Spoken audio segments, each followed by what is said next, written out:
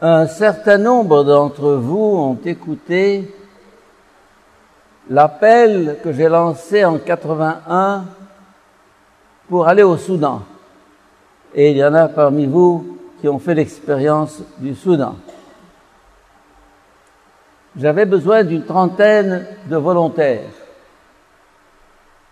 Et j'ai été à travers Alexandrie, le Caire, la Haute-Égypte, faire un appel en disant « Le Soudan, aidez le Soudan ».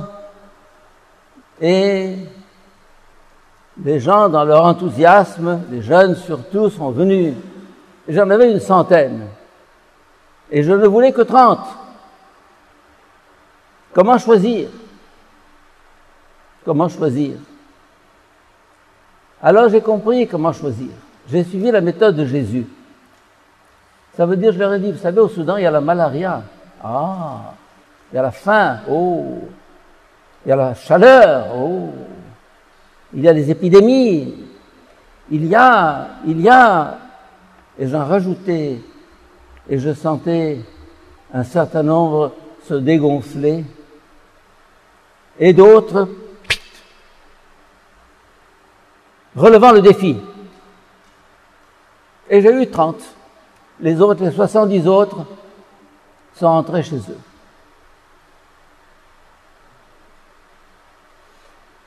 C'est un peu l'idée de l'évangile d'aujourd'hui. Jésus dit ce qu'il a à dire. Une parole tranchante comme le glaive. C'est comme ça. C'est la vérité. Vous la voulez, vous la voulez pas, allez au diable. Il n'a pas dit ça, mais c'est moi qui ajoute. Alors, voilà. Beaucoup de ses disciples déclarèrent « Cette parole est rude, et qui peut l'entendre ?» Et, à la fin de l'évangile d'aujourd'hui, à partir de ce moment, beaucoup de ses disciples l'abandonnèrent.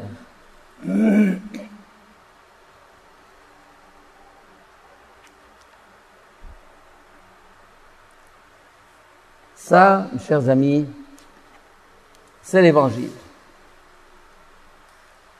L'Évangile n'essaye pas de dorer la pilule, comme on dit, c'est-à-dire d'attirer les gens en les séduisant, en leur racontant des histoires, comme la publicité aujourd'hui. La publicité est très habile pour vous dire « achetez tel produit, vous verrez ».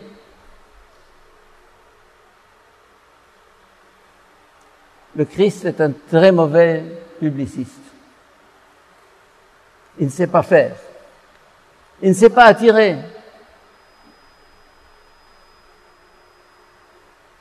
Rappelez-vous encore une autre histoire de l'Évangile qui est dans la même ligne. Un jeune homme riche, arrive chez lui, lui dit « Maître, que dois-je faire pour avoir la vie éternelle ?» Il lui dit « Garde les commandements. » Lesquels? Tac, tac, tac. Ben, je l'ai fait depuis mon enfance. Que me reste-t-il à faire? Ah!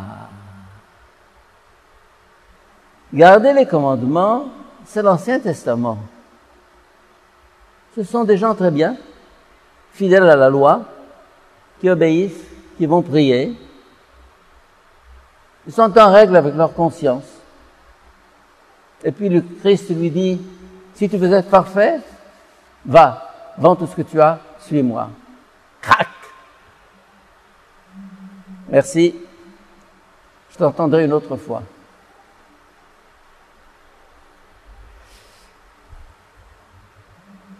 J'ai ici un petit texte d'un livre qui s'appelle François. C'est un jeune qui dit « Il y a 3 sortes d'âmes. Les âmes rassasiées d'humains, sans un vide, sans une pointe, qu'ils crèvent. C'est-à-dire télévision, frigo rempli, table, amis, affection, argent. Première catégorie. Puis il y a les âmes qui se nourrissent des vertus ordinaires. C'est-à-dire, on pratique comme le jeune homme riche. Le jeune homme riche était un type parfait. Parfait sur le plan de la morale.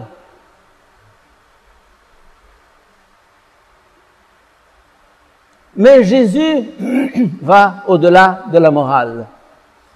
Je me souviens d'un père dominicain dont j'ai suivi un jour la retraite, père Lintanf, qui avait mis pour titre de sa retraite « Sommes-nous chrétiens au-delà de la morale ?» Sommes-nous chrétiens au-delà de la morale? Le bien, le mal. Le bien, le mal, haram, halal, c'est l'Ancien Testament, c'est l'islam.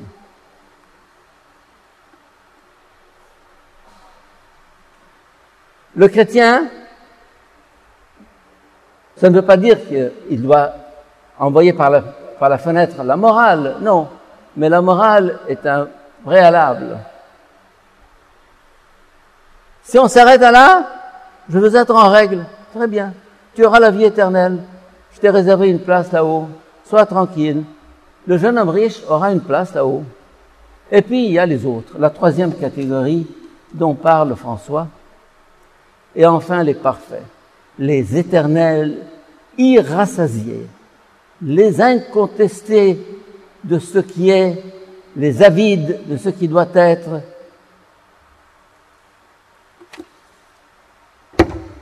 Troisième catégorie.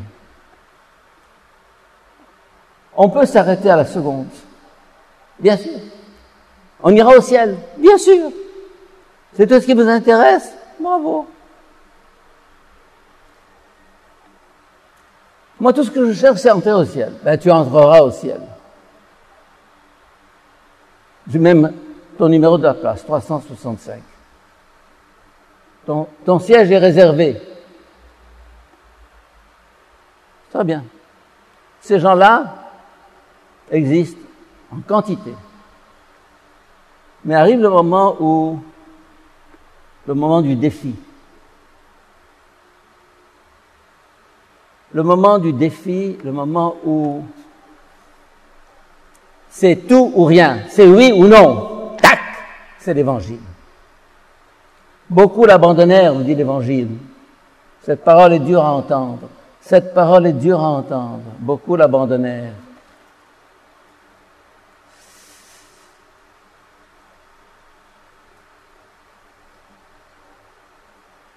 J'ai ici un petit texte de René Habashi. René Habashi, je pense que c'est un alexandrin, un très grand philosophe, qui dit « Il y a pire que l'âme mauvaise ou pervertie, c'est l'âme habituée.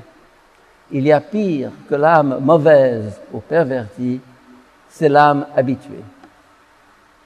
La routine, le ronronnement. »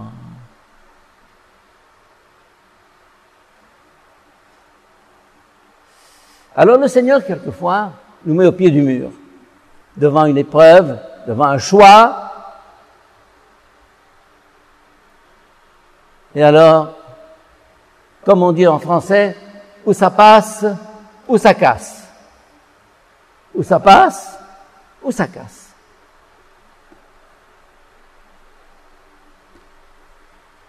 Je ne sais pas si vous avez fait cette expérience dans votre vie, des moments cruciaux là, où c'est tout ou rien, c'est oui ou non. Le choix. Il y a un avant et il y a un après.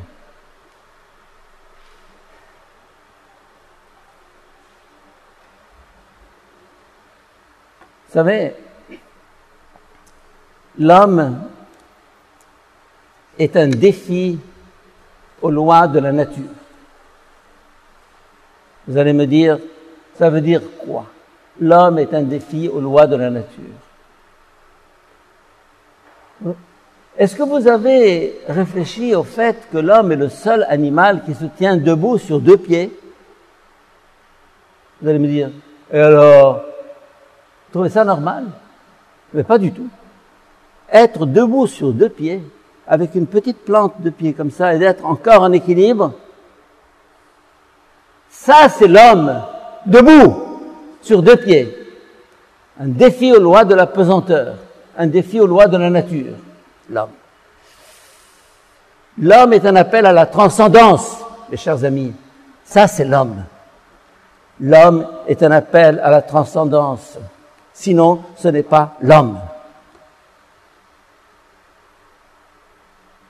Et c'est pour ça que dans la Bible, souvent on entend « debout, marche, avance, debout ». Coucher, non. Évidemment, il faut se coucher le soir, dormir, c'est normal. Mais c'est toute une attitude d'âme. Debout, mets-toi debout. Quand on voit bien des gens affalés sur leur fauteuil, avec le remote control devant une télévision qui dit des âneries, et qui sont là pendant des heures, va me dire, je ne fais rien de mal. Mais je sais que tu ne fais rien de mal. C'est tout ton idéal dans la vie de ne rien faire de mal. C'est tout. Il y a un monde à changer, un monde à conquérir, un monde à transformer, un monde à aimer, un monde à construire. Et tu me dis, je ne fais rien de mal. Mais mon cher, voilà, tu es dans la deuxième catégorie. Tu ne fais rien de mal.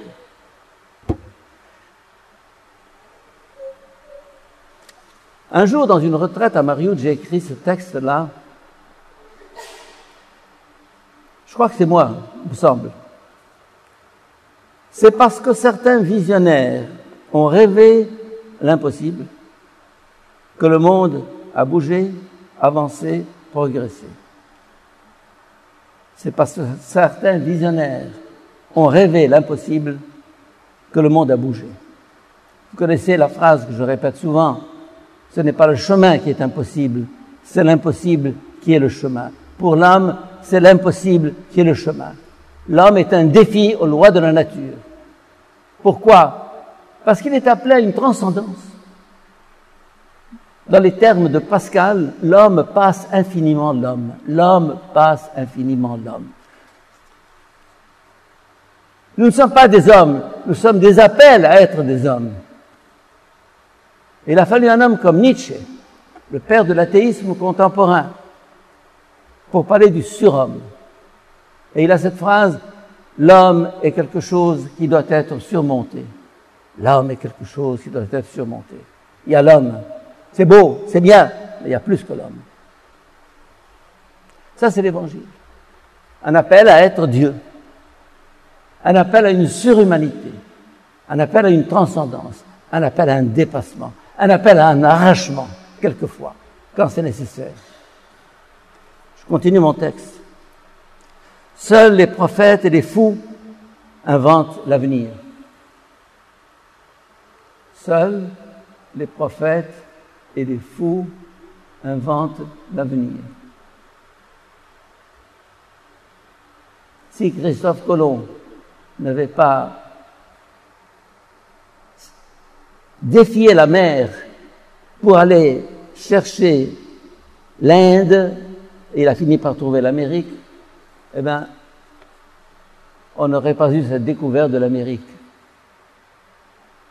Et d'autres, et d'autres.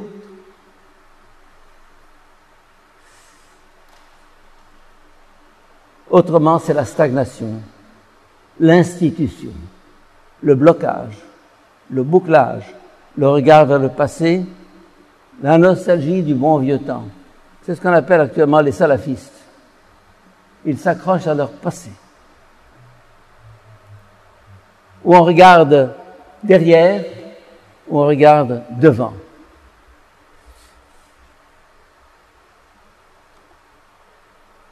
Alors,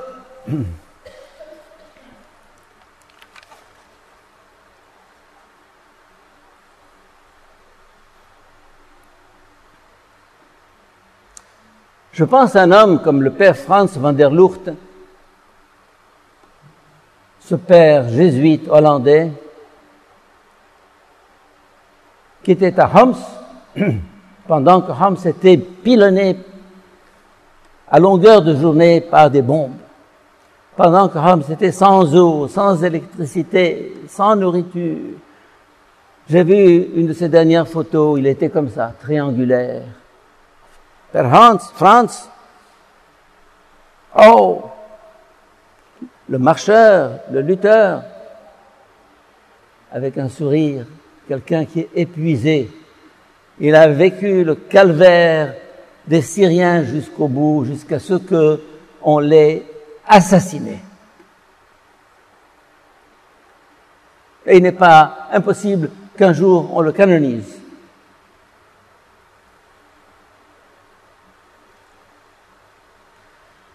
Mais mes chers amis, l'Évangile nous propose comme modèle des fous, des saints. Le secret de l'Évangile, c'est l'héroïsme. Vous allez me dire, mais je n'y arrive pas, tant pis.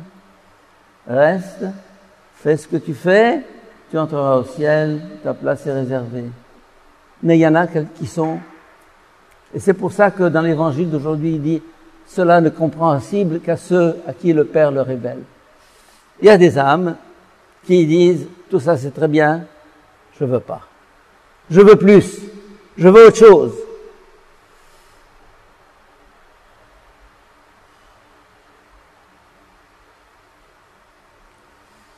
Il nous faut des fous. Et dans le style d'éducation, il faut avoir le courage de tirer l'enfant de son caprice, de sa pesanteur, de son refus d'agir, de monter, de travailler. Allez, mais papa, je peux pas. Monte, lève-toi. Ben, c'est comme ça qu'on fait des hommes. Mais pas, qu'est-ce que tu veux, mon petit, ce matin? Qu'est-ce qui te ferait plaisir? Alors, ben oui. Et alors, on obtient des nouilles, comme on dit. Celui qui suit l'appel de Dieu, pas l'appel de Dieu à entrer dans la vie religieuse, mais l'appel de Dieu à sa vocation particulière, unique, va se heurter à des obstacles. Celui qui suit l'étoile de sa vie, cette vérité qui est en lui, cet appel qui est sa vocation, va se heurter à des résistances, à des obstacles. Beaucoup de vos amis vont vous abandonner. Ils vont vous abandonner, les meilleurs. Oh, pourquoi? Mais parce qu'ils ont envie de passer une soirée à boire du whisky et à manger des petits fours. C'est très bien, je ne suis pas contre. Et que vous sentez devant vous d'autres besoins, d'autres appels. Et vous dites, je regrette. Tu regrettes? Alors tu n'es plus des nôtres. Ah, le chantage. Eh bien non, je ne suis plus des nôtres. Et Jésus nous a avertis. Il nous a avertis que celui qui me suit aura pour ennemis les gens de sa propre famille.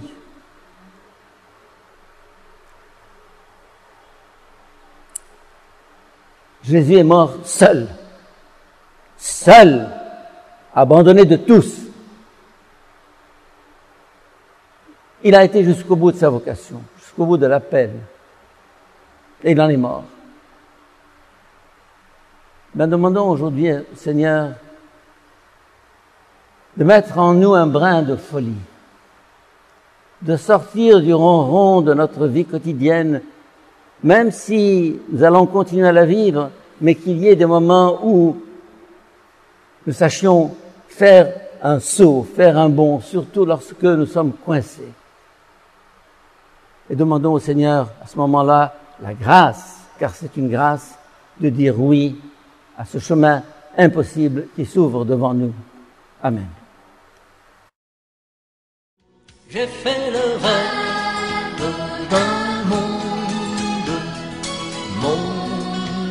plus beau à faire ensemble, rêve d'un monde